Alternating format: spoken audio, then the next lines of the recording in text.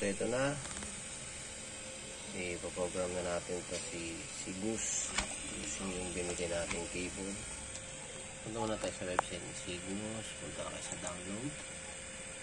Tapin si XR10 model. Merong old, merong new. So, medyo malabo eh. So ito, install lang po natin yung driver. Yes, yun lang siya. Pasensya na, maingay dito.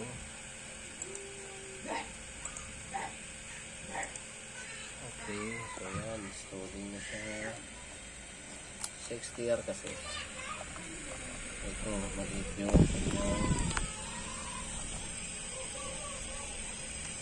pin. Saksakan. Ayan. Hindi siya kamukha ng mga pa-open. UB82, UB5R, Kenwood type C sa akin nila. So, ayan sila. Kaya na maingay lang. So, finish. Okay, finish na siya. Pag na-open nyo na siya, hanapin nyo lang dito yung model. XTR10. So, yan. May mga ano yan. Okay, so, ayan na siya. Pabitan natin yung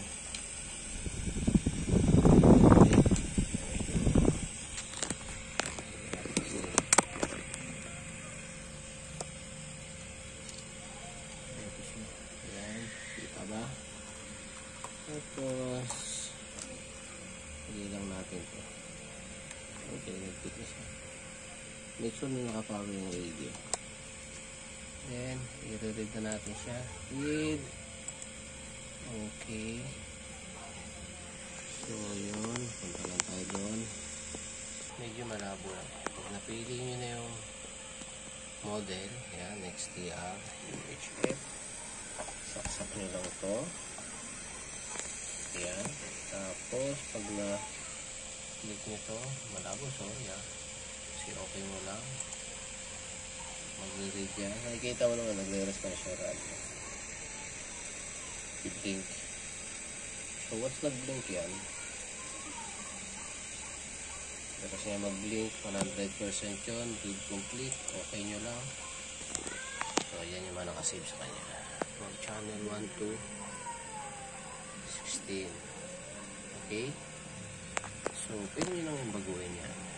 Yung receive frequency, transmit frequency. So, isaset natin siya sa Cygnus. Dito. Yan. Okay? So, set natin yan. Kabaguhin nyo lang yung receive, transmit, CPCSS, yan, yung mga power wide. So, nandito yung lahat.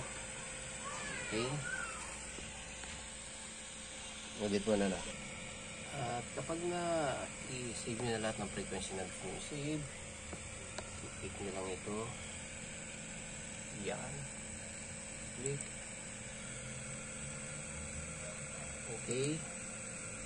Ayan, make sure na nakalagay ng tama yung ano. Tapos yun na. So, bali na-program na natin siya nun. Wait lang, medyo mahirap. So, open natin siya. Sa channel 2 tayo na ito. What? Channel mode. Okay, channel. Okay, connected.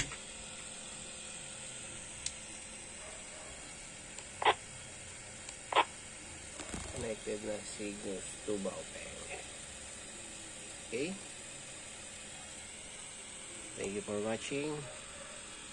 73. Don't forget to like and share, subscribe. 73. Bye. Blurred. And